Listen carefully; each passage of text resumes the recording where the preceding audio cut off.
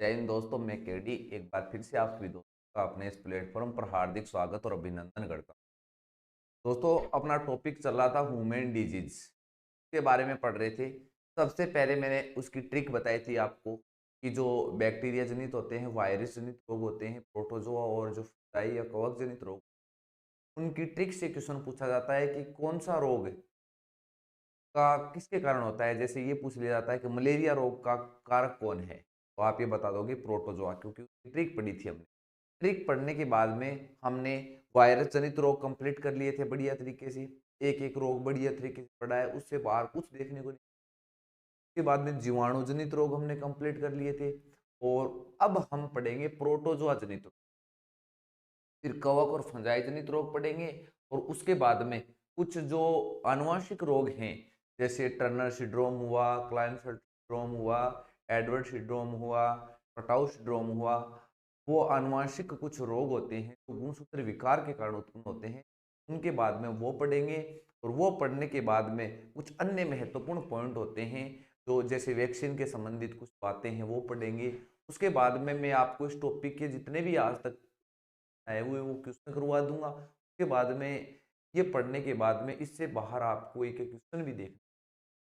और ये जो जितना भी मैटर करवा रहा हूँ, ये बुक की जो आरटी और आरबीएसई की वहां से करवा रहा हूँ। कुछ चीजें हैं जो मानव रोग के संबंधित कक्षा 10 तक बहुत थोड़ा कम दे रखा है, तो वो मैं 11वीं 12वीं और एनसीईआरटी बुक है वहां से ऐड कर रहा हूँ। ठीक है, तो आज हम पढ़ेंगे प्रोटोजोआ जनित रोग। प्रोटोजोआ जनित रोग।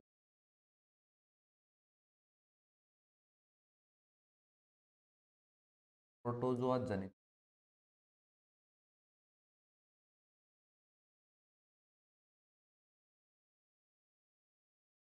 एक क्या पढ़ी थी प्रोटोजोआ जनित रोग की? कालू पानी में क्या लगा रहा है रे? पोटैटो लगा रहा है। ठीक है, चलो तो प्रोटोजोआ जनित रोग में दो रोग एक साथ पढ़ेंगे। दो रोगों को एक साथ ले लेते हैं। पहला जो रोग होगा वो पढ़ रहे हैं हम कालाजार रोग। कालाजार रोग पढ़ रहे हैं। दूसरा रोग इसके साथ लेते हैं पेचिस। पेचिस पेचिस को बोलते हैं एमीबाइसिस।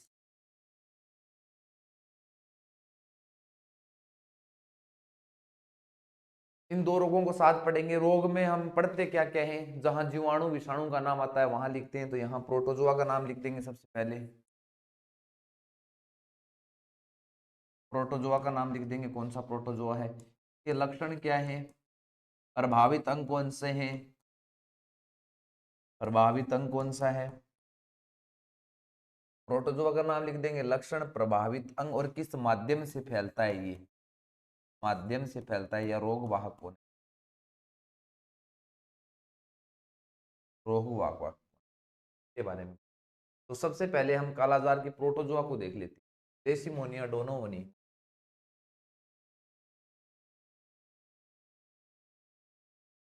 इस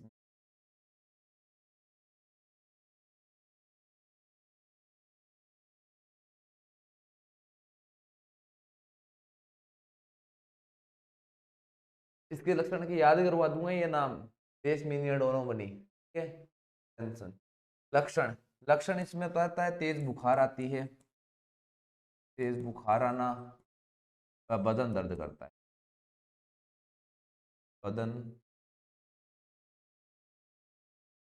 के बाद में प्रभावित अंग की बात करते हैं, कौन सा अंग प्रभावित। तो ये क्वेश्चन पूछा हुआ है दोस्तों, इससे जो अंग प्रभावित होता है याद रखना, यकृत, यकृत या पलिया, कई बार ऑप्शन में पलिया, ये जो अपना आमाशय होता है ना, यकृत व पलिया प्रभावित होता है। और बात करें किस माध्यम से फैलता है, इसका जो रोग वाहक कौन सा है, तो जो घरेलू जो मक्खी होती है ना, सॉरी घरेलू मक्खी नहीं, बालू जो मक्खी होती है, सैंडी फ्लाई बोलते हैं ना जिसको, बालू मक्खी, बालू मक्खी, बालू मक्खी के काटने से फैलता है। बालू मक्खी का देख लेना भी नेट पे सर, कैसी होती है ये, सैंडी फ्लाई बोलते हैं।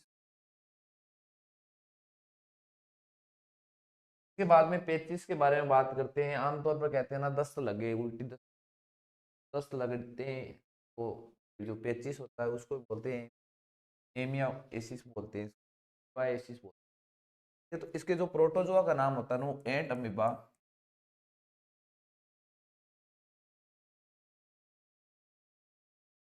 रोल स्टोल्टिका, एंट अमीबा स्टोल्टिका, एंट अमीबा।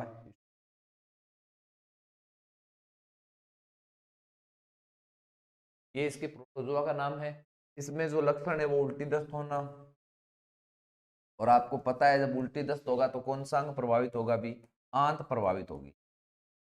और एक बात बता देता हूं, आरबीएससी की बुक है, आरबीएससी की बुक के अंदर दे रखा है, कक्षा जो 9 की बुक या 10 की बुक के अंदर है शायद आरबीएससी के अंदर, एनसीईआरटी के अंदर कक्षा 9 वाला पार्ट है जो अब हटा दिया गया है हाल ही में, ठीक है। फिर वहां से भी मैंने कुछ मैटर लिया है जो कि कक्षा 9 का हम बीमार क्यों होते हैं वो चैप्टर था, वहां दे रखे थे मानव रोग के संबंधित।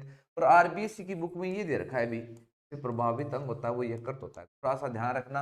आंत होती है वैसे तो प्रभावित अंग, पर आरबीएससी की बुक के अंदर यकृत दे रखा है, तो दोनों ही थोड़े दिमाग में रखना भी। देखो भी इनके बाद में क्या करते हैं, ये किस माध्यम से फैलता है, तो ये आपको पता है ये जल के माध्यम से फैलता है, जल के माध्यम से फैलता है। दूषित जल के माध्यम से फैलने वाले रोगों की ट्रिक बताई थी, पीली पोशाक टोप है, पीली पोशाक केयर है टोप है। अब इसके प्रोटोजोआ का नाम कैसे याद करोगे, देखो भी कालाजार रोग, डिसोमोनिया डोनोमनी, ठीक है। तो मीनिया मोनिया से कनेक्ट कर रखा है इसको मैंने। तो जो अरे हमारे गाँव में एक यूपी बिहार की वाले आवड़े लाखन रिपड़ा देगी, ठीक है। और भाभी एकदम काली तुत की, और माला घाम आ गए नहीं डोन बनने लागी बा, नाम हो भी मोनिया, क्यों याद रखे, कालाजार, लिसोमोनिया, या इंग्लिश में होते हैं भी, इसको हम लिसोमोनिया डोनोमनी भी कहते हैं, और ये जो लेशमीनिया डोनोमनी भी कहते हैं। तो मोनिया नाम की लड़की थी, एकदम काली ही, फिर भी अठा आगे केवण लागी रेड डोन बन लागी, केवण लागी डोन बन लागी। प्रभावित अंग दिमाग में रख, यकृत और पलिया, ठीक है। यकृत एक पीलिया जो पड़ा था ना हिपेटाइटिस से भी अपना लीवर प्रभावित। तो ये दो रोग पढ़ लिए, आप इसका स्क्रीनशॉट ले सकते हो एक बार दोनों का। तो ये दोनों इंपॉर्टेंट है, इसमें प्रभावित अंग इंपॉर्टेंट है, एक रोग वाहक जो स्टैंडी फ्लाई पड़ा है ना वो इंपॉर्टेंट है। और जो ये लिसोमोनिया डोनोमनी है ना दोस्तों, इसका जो ये जो प्रोटोजोआ होता है ये अंडाकार और चाबुक नुमा होता है, ध्यान रखना ये थोड़ा सा, अंडाकार या चाबुक नुमा बोलते हैं, ठीक है।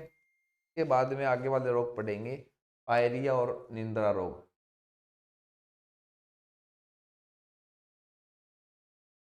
आगे वाला पेज निकालो भी, हाँ वो बता देता हूँ आपको थोड़ा सा। ये जो ये बुक के अंदर दे रखा है भी, ये जो डिसमीनिया दोनों वनी, दोनों वानी आ जाता है, वनी आ जाता है, अरे कोई दिक्कत नहीं, ऑप्शन में ऐसा नहीं है, ठीक है।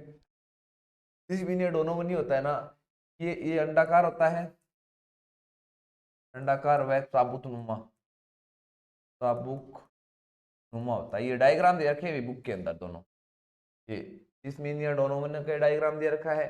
और एक आगे पढ़ेंगे जो निंद्रा रोग होता है ना, हिप्नोसोमा ब्रूसेई का दे रखा है। आगे दो रोग पढ़ेंगे, पायरिया,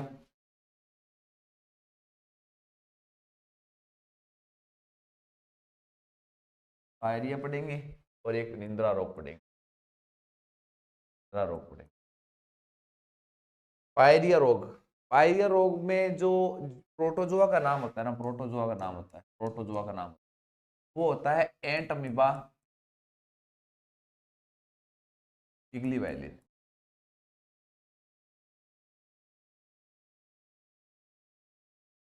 नहीं पूछा जाता, नहीं पूछा जाएगा ये पायरिया में। या पायरिया से प्रभावित अंग कौन से होते हैं, लक्षण क्या होते हैं इसके, मुख में दुर्गंध आना, मुंह में दुर्गंध आना। लक्षण के बाद में ये प्रभावित अंग, ये जो दांत होते हैं ना, दांत व मसूड़े प्रभावित होते हैं इससे, दांत व मसूड़े प्रभावित होते हैं। ये किस माध्यम से फैलता है? ये चुंबन के माध्यम से फैलता है, के माध्यम से फैलता है भी, चुंबन के माध्यम से। निंद्रा रोग, नींद ही नींद आती है बीच में, क्या हो रही है अभी निंद्रा रोग? यो देखा अभी, इंपॉर्टेंट है ये। इसमें एक किस रोग वाहक का नाम पूछा जा सकता है आपको। तो निंद्रा रोग में जो प्रोटोजोआ का नाम होता है वो होता है ट्रिप्नोसोमा ब्रूसेई। ब्रूसेई। देखो बेटा ब्रो, टिप्स देनी है कौन खातर जरूरी है गिरे, कई देनी पड़े, ठीक है? तीन देनी पड़े वो थाना पता ही है। कई नींद को नहीं आ रहा तू जागता रहे, पान के देनी पड़े, टिप्स देनी पड़े, ठीक है? क्या खातर? नीम खातर। तो टिप्नोसोमा ब्रूसेई, ठीक है? ये इसके प्रोटोजोआ का नाम है। और इसका लक्षण की बात करें तो इसमें नींद ज्यादा आती है, नींद ही नींद आना। और प्रभावित अंग कौन सा होता है भैया? मस्तिष्क होगा प्रभावित अंग, मस्तिष्क होगा, मस्तिष्क प्रभावित होगा। किस माध्यम से फैलते हैं? इसका रोग वाहक क्या है? शीशी मक्खी आती है, उसके काटने से फैलता है, शीशी मक्खी। ये रोग वाहक जो पढ़े हैं ना, ये इंपॉर्टेंट है भी। अब तक कितने रोग वाहक पढ़ चुके हैं बताओ मुझे। सबसे पहले पढ़ा था डेंगू का, 2 नंबर मलेरिया का पढ़ा था, 3 नंबर एक जापानी जो जवर होते हैं ना, मस्तिष्क जवर होते हैं, उसका पढ़ा था, जापानी मस्तिष्क जवर, मस्तिष्क बुखार बोलते हैं, जापानी एंसेफेलाइटिस बोलते हैं जिसको, जापानी एंसेफेलाइटिस। और इसके बाद में 4 नंबर जो पढ़ा है वो कालाजार का पढ़ा है। और जो 5 नंबर जो पढ़ा है ना वो निंद्रा रोग का पढ़ा है। अभी तक इतने पढ़े हैं, आगे और पढ़ेंगे। ये देखो, इसके रोग भाग इंपॉर्टेंट है, पूछे जा सकते हैं भी। तो मुझे बताओ डेंगू का रोग भाग क्या है? मादा एडीज, मादा एडीज पढ़ा है। ये मादा एनाफ्लीज पढ़ेंगे ये आगे, मादा एनाफ्लीज, ठीक है?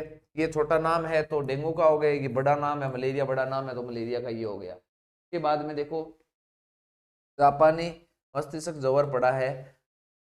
तो जिसका जो होता है ना वो रोग वाहक, वो होता है क्यूलेक्स मच्छर। क्या होता है? क्यूलेक्स मच्छर, क्यूलेक्स मच्छर, ये पहले पढ़ा है। कालाजार का पढ़ लिया अभी, ठीक है? सैंडी फ्लाई, बालू मक्खी बोलते हैं। उसके बाद में इंदिरा रोग का पढ़ लिया, सीसी, सीसी मक्खी। एक साथ याद करोगे तो याद रह जाएंगे, ठीक है? तो पायरिया और निंद्रा रोग पढ़ लिया, एक बार स्क्रीनशॉट लेना चाहो तो स्क्रीन। इसके बाद में पढ़ेंगे मलेरिया रोग।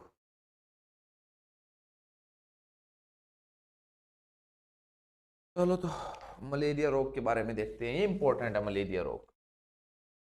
सबसे पहले तो यहाँ से आसान सा क्वेश्चन यही पूछ लिया जाता है कि मलेरिया रोग किस, आप कहोगे प्रोटोजोआ, सीधा ही याद रखो, ट्रिक मारो गोली। क्योंकि रेखा हमें, बहुत सारे लोग होते हैं जो रेखा हमें, हमें में है हर्पिस और में मेनिंजाइटिस पढ़ा था ना, वहां में से मलेरिया कनेक्ट कर देते हैं। और मलेरिया का बहुत बार प्रश्न पूछता है, तो मलेरिया ध्यान रखना प्रोटोजोआ जनित रोग है।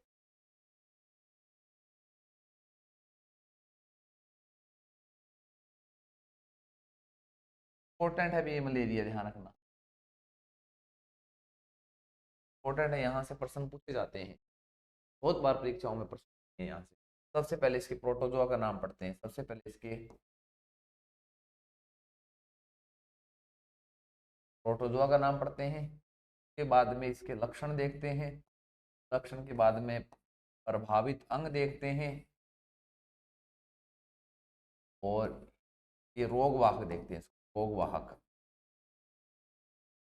और रोग वाहक के बाद में जांच है वो देखते हैं। उसके बाद में इसका उपचार देखते हैं, इसके बारे में एक एक पॉइंट पढ़ेंगे, कुछ नहीं छोड़ेंगे। उसके बाद में और भी पॉइंट जाति वगैरह है वो देखते हैं, ठीक है? तो सबसे पहले प्रोटोजोआ के बारे में बात करते हैं।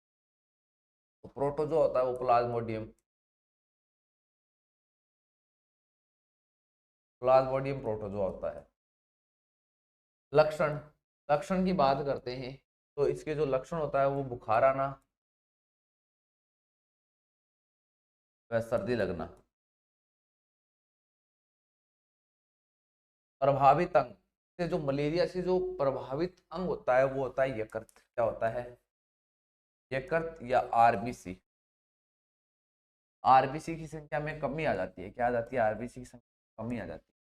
तो हमने ये भी पढ़ा था कि एक तो एड्स रोग होता है, उसमें क्या आता है अभी, तो ये जो रुधिर कणिकाएं तीन होती हैं, आरबीसी, डब्ल्यूबीसी और प्लेटलेट्स। तो एड्स में आता है ना, वो तो एक तो एड्स होता है और एक मलेरिया और एक डेंगू, तीन रोग पड़े हैं अभी हमने।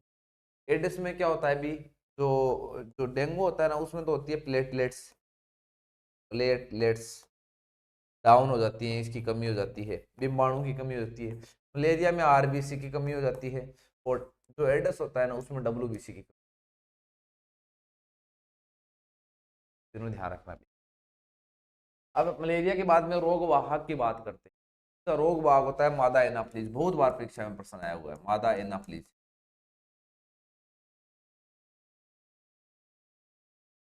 मादा एनाफ्लीज होता है ना, वो रात को काटता है और अशुद्ध जल के अंदर रहता है। जो मादा एडीज पड़ा था उसको टाइगर मच्छर कहते हैं, जो दिन में काटता है और शुद्ध जल में रहता है, ध्यान रखना।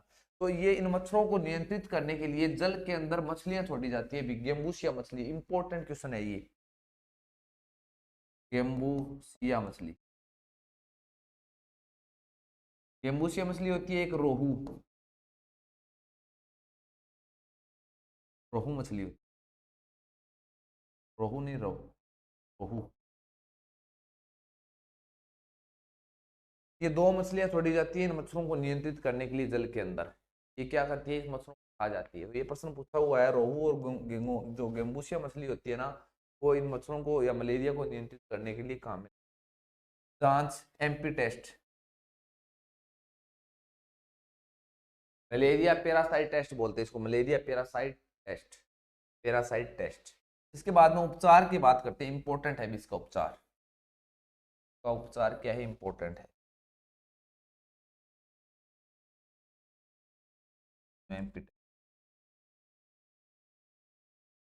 इसके बाद में उपचार, उपचार में कुनेन की औषधि,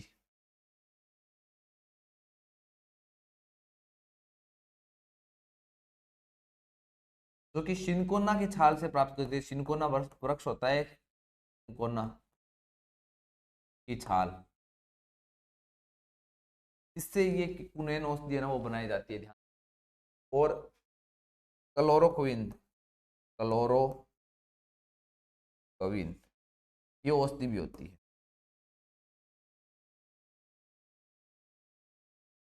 और औषधि की बात करें तो इसके बाद में एक जो कृत्रिम औषधि की खोज की थी वो की थी 2UU। एक कोई चीन का था, ऐसे नाम होते हैं भी, 2UU। ये वैज्ञानिक का नाम नहीं पूछा जाएगा, 2UU, ठीक है। आप याद रखना, कृत्रिम जो औषधि होती है आर्जिमिटो, आर्जिमिटो।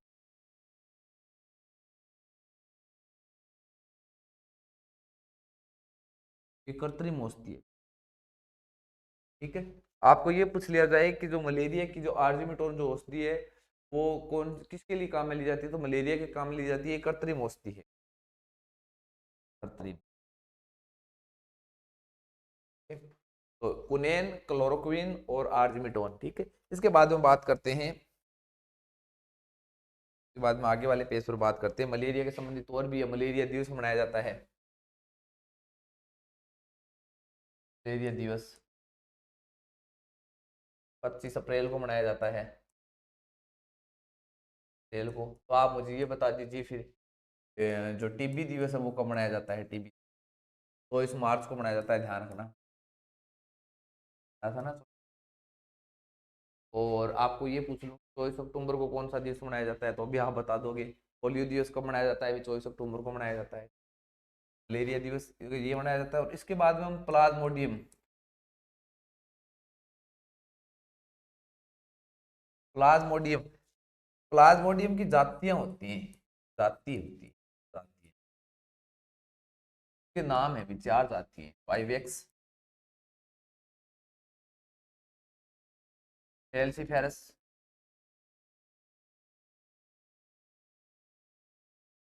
तो लिहाज से आदमी अगर कर ध्यान लिखना,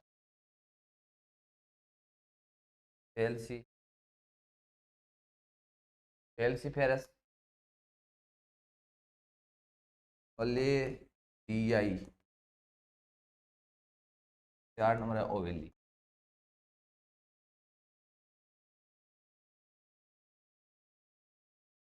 ये 4 इसकी प्लाज्मोडियम की जातियां मानी जाती हैं।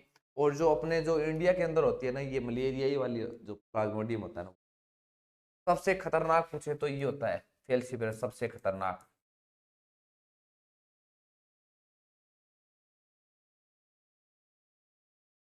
बात करते हैं 2 वैज्ञानिकों की और। रोनाल्ड रॉस होता है एक तो,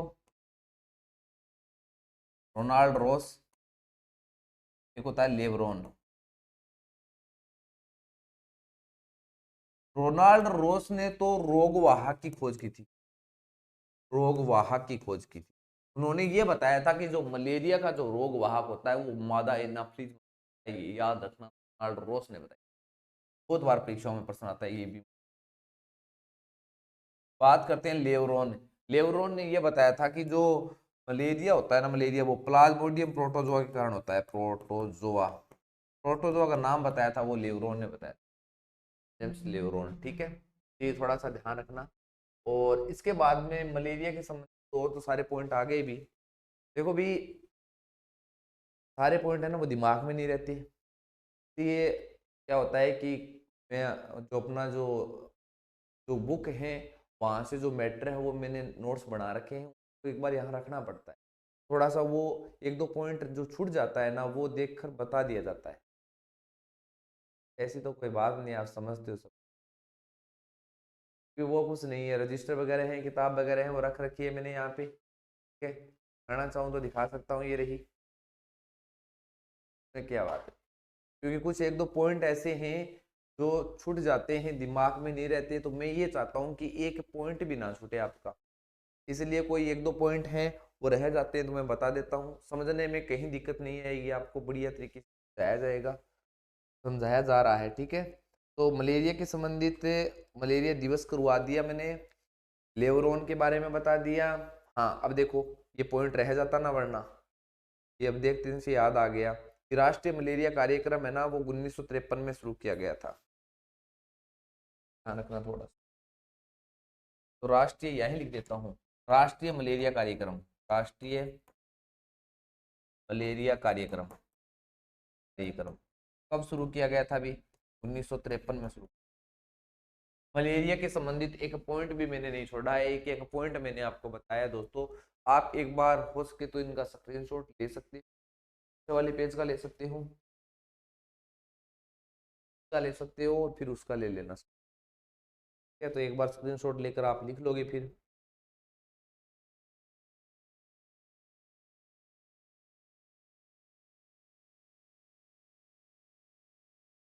चलो, तो इसके बाद में हम जो रोग पढ़ेंगे, प्रोटोजोआ जनित रोग अपने कंप्लीट हो गए। इसके बाद में हम पढ़ेंगे कवक जनित रोग। और कवक जनित रोग में बस आपको यही याद रखना है कि कौन कौन से रोग कवक जनित है, जो मैंने ट्रिक में बता दिया है, और उस कवक का नाम पढ़ लेते हैं और इससे कवक जनित रोग, राइट।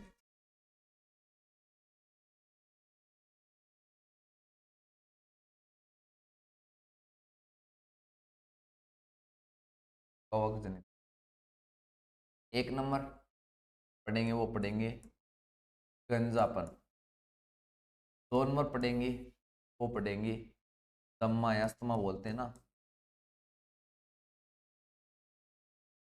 3 नंबर पढ़ेंगे दाद। 4 नंबर पढ़ेंगे खुजली। 5 नंबर पढ़ेंगे एथलीट।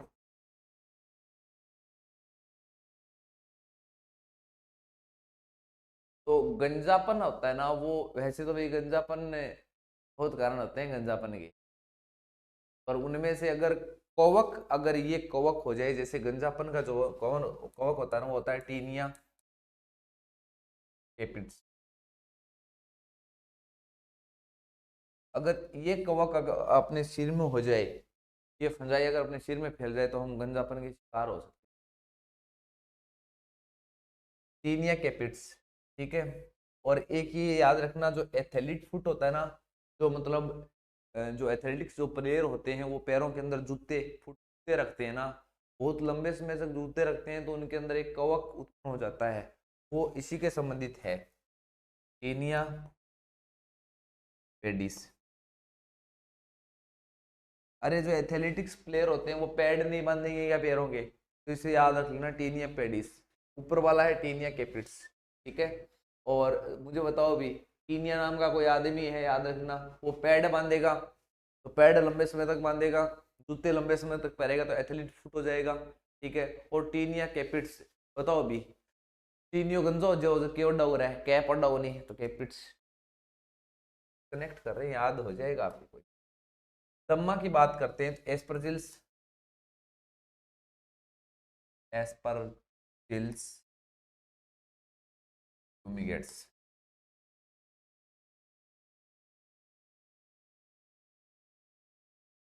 दम्मा और अस्थमा ये होता है फेफड़े वगैरह प्रभावित, है ना। दाद, ट्राइगोफाइट, ट्राइगोफाइट,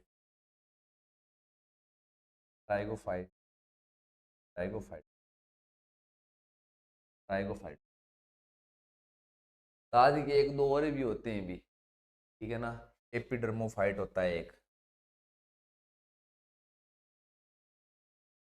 डर्मो,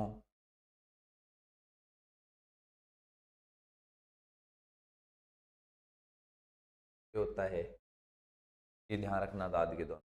खुजली का एक वो जाति का नाम भी होता है, वो मेरे दिमाग से निकल, इनकी एक जाति होती है, ट्राइगोफाइट और एपिडर्मोफाइट होता है ना, उनकी जाति का नाम होता है, और बता दूंगा।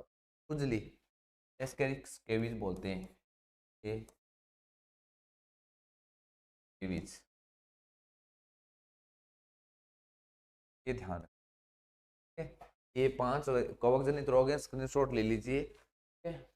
ट्राइगोफाइटोन, डर्मोफाइट और मास्क्रोस्पोरोन, चाहो तो लिख लें, मास्क्रो जाती होती, मास्क्रो,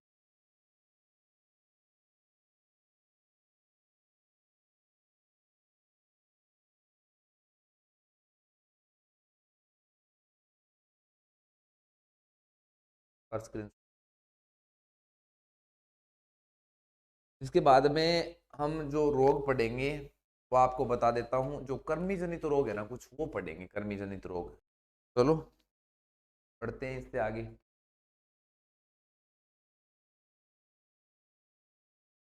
के बाद में पढ़ेंगे हम कर्मी जनित रोग। कर्मी जनित कह सकते हैं एल एंथीज जनित,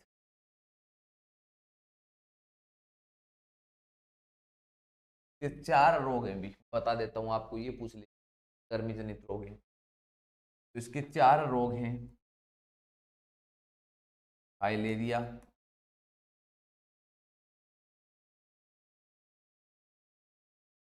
वो एलिफेंटाइसिस,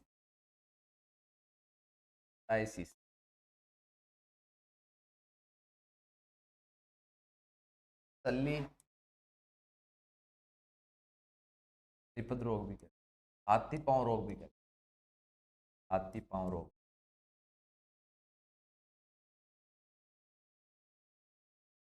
जो पैरों के अंदर सूजन आ जाता है, जैसे हाथी के पैर होते हैं ना, वैसे हो जाता है, हाथी पांव रोग। दूसरा जो है वो है, जो फाइलेरिया है, एक नारू रोग आता है, नारू रोग, नारू वाला रोग बोलते हैं,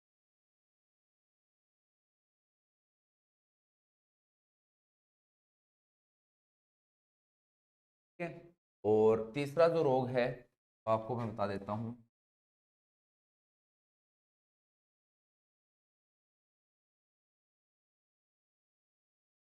एस्केरिएसिस।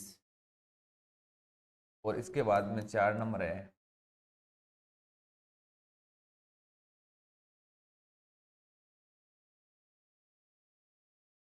ये 4 रोग है ना, ये कृमि जनित रोग। और मैं बता देता हूँ आपको, जो कृमि होता है ना, कृमि वो फैलता कैसे है, कहाँ उसके अंडे बनते हैं। कृमि के जो एक जो संक्रमित व्यक्ति होता है ना, संक्रमित व्यक्ति, ये बुक के अंदर दे रखा है भी डायग्राम बनाकर। संक्रमित व्यक्ति होता है ना, वो शौच करता है शौचालय में जाकर, शौच करता है या बाहर जाकर शौच, तो शौच के अंदर इसके अंडे विकसित होते हैं। कृमि के अंडे विकसित कहाँ होते हैं? शौच के अंदर होते हैं, या मिट्टी के अंदर कह सकते हैं, मिट्टी के अंदर होते हैं। ये अंडे फिर लार्वा में कन्वर्ट होते हैं, लार्वा में कन्वर्ट होते हैं। इस लार्वा के संपर्क में, ये लार्वा अगर दूषित भोजन या संक्रमित भोजन के अंदर होता है तो खा लेते हैं, या लार्वा हमारे टच करता है तब अपने शरीर के अंदर चला जाता है ना, ये लार्वा किसी माध्यम से जाए, ये लार्वा किसी माध्यम से अपने शरीर, जल के माध्यम से भी जा सकता है, ठीक है, दूषित भोजन के माध्यम से भी जा सकता है। ये लार्वा अपने शरीर के अंदर चला जाता है ना, तब क्या होता है भी, आंत के अंदर, आंत के अंदर जाता है ये, सामान्य तो छोटी आंत के अंदर, आंत के अंदर जाकर ये लार्वा है, ये बड़े कर्मी के रूप में विकसित, बड़े कर्मी के रूप में, ये लार्वा है ना बड़े कर्मी के रूप में विकसित। अंडे से लार्वा, लार्वा में, लार्वा से कर्मी का निर्माण होता है। तो हम सबसे पहले हम देख लेते हैं फाइलेरिया, फाइलेरिया और एलिफेंटाइस बोलते हैं ना उसको, और उसके बाद में नारू रोग देख लेते हैं। ठीक है, दोनों रोगों के बारे में देख लेते हैं थोड़ा थोड़ा, फिर इनके बारे में देख लेंगे। सबसे पहले देखते हैं फाइलेरिया। ये दीर्घकालीन रोग है भी, फाइलेरिया बहुत लंबे समय तक चलता है ये, दीर्घकालीन,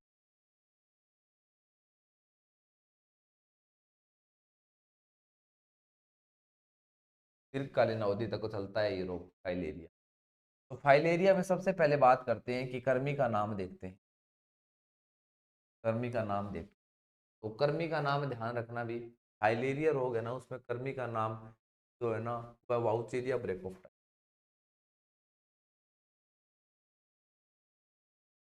वाउचेरिया ब्रेको,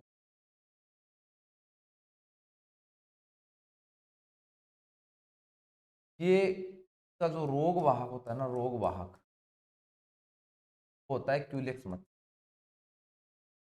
क्यूलेक्स मच्छर याद करवा दूंगा अभी। रोग वाहक एक और पढ़ लिया फाइलेरिया का, पहले मलेरिया का पढ़ा था, डेंगू का पढ़ा था, ठीक है, जापानी का पढ़ा था, और बाद में हमने और था उसका, जैसे कालाजार रोग है उसका पढ़ा था, निंद्रा रोग है उसका पढ़ा था। तो अब रोग वाहक हमने एक और पढ़ लिया क्यूलेक्स मच्छर। और फाइलेरिया जो रोग होता है वो क्यूलेक्स मच्छर के कारण फैलता है। और इसका जो लक्षण है वो क्या है दोस्तों, ये हाथ व पैर में सूजन आ जाता है, हाथ व पैरों में सूजन,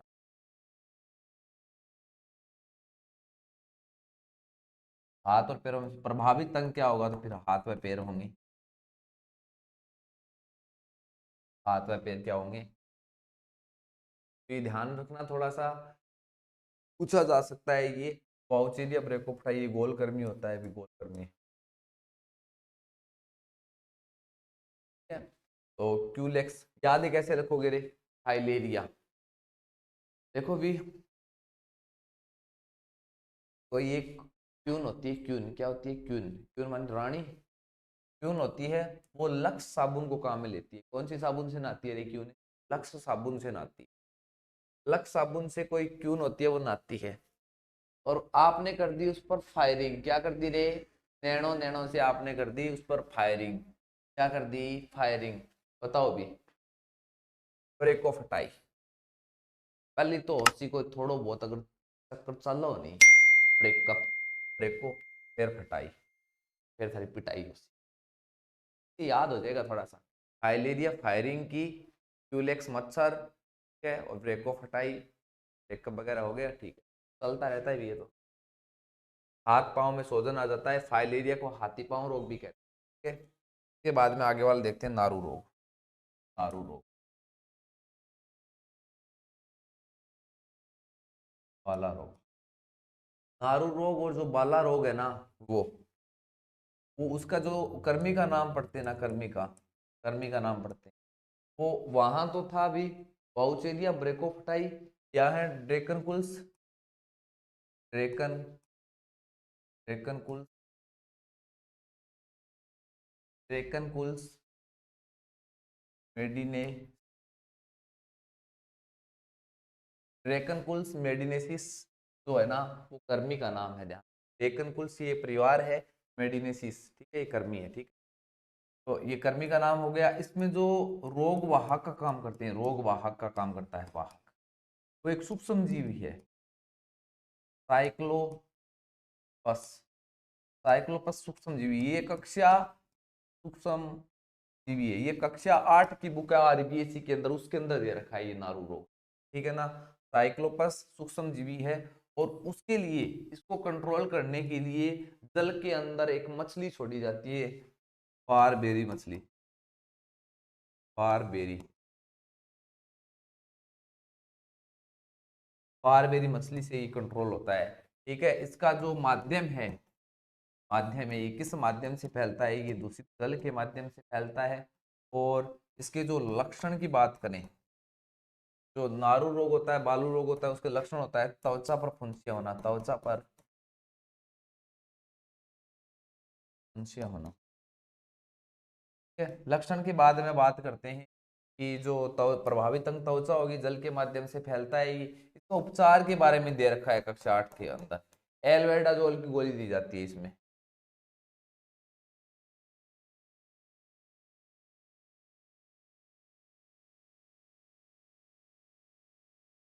गोली दी जाती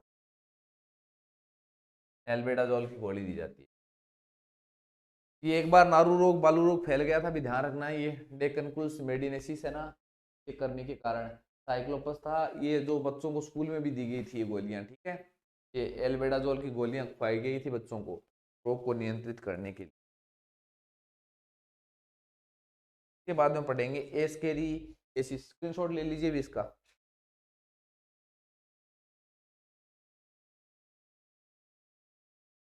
आगे वाला एस्केरिएसिस,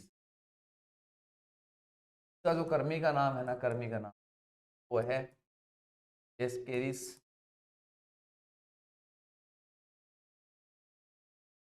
एस्केरिस, देख रहा हूँ अभी दिमाग में नहीं। इसका जो कर्मी का नाम है ना, वो लुम्ब्रिकोइकस, लुम्ब्रिकोइकस,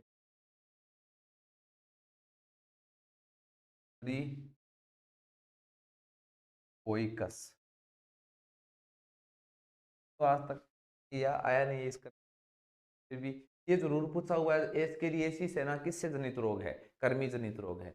पर इसका याद रखना, एस्केरिस लुम्ब्रिकोइकस, लुम्ब्रिकोइस कोइकस, बायोलॉजी में से नाम है भी, इलाज को नहीं कोई। ये जो के बारे में आपको बता देता हूँ मैं, ये जो प्रभावित अंग होता है ना, प्रभावित अंग, प्रभावित, वो आंत होता है, आंत होता है। और ये जो लुम्ब्रिकोइकस है ना, एस्केरिस लुम्ब्रिकोइसिस, ये छोटी आंत के अंदर पाया जाता है। ये प्रश्न पूछा हुआ है फर्स्ट ग्रेड के अंदर, ये पूछा हुआ है कि एस्केरिस लुम्ब्रिकोइकस जो जीवाणु है, सॉरी वो कर्मी है, वो किसके अंदर पाया जाता है, छोटी आंत के अंदर पाया जाता है, बड़ी आंत के अंदर पाया जाता है, आमाशय के अंदर पाया जाता है। फर्स्ट ग्रेड के अंदर आया था ये क्वेश्चन, तो ये छोटी आंत के अंदर पाया जाता है ये कर्मी, ध्यान रखना। प्रभावित अंग आंत ही होता है, ठीक है, आंत वगैरह में सूजन आना शुरू हो जाता है। ठीक है, और इसका जो वाहक है वो दूषित जल के माध्यम से फैलता है, ये जल के माध्यम से, जल के माध्यम से फैलता है। और इसके बाद में आगे वाला है टीनियसिस,